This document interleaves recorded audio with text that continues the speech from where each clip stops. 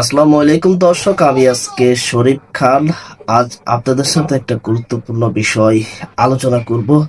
আপনারা জানেন যে গত পরশুদিন হাসনাত আব্দুল্লাহ সংসদে দাঁড়িয়ে একটা কথা বলেছিলেন।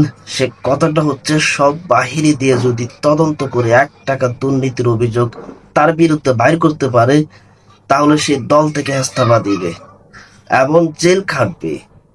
কিন্তু কে যেই আমাদের দেশে যে পুলিশ বাহিনীকে যে একটা যে দুদক বাহিনী তাদেরকে যে একটা চ্যালেঞ্জ জানিয়েছে, আসলে সেটা পূরণ করুক। সে যদি দুর্নীতি করে অবশ্যই তার সাজা হবে, অবশ্যই তার বিচার হবে।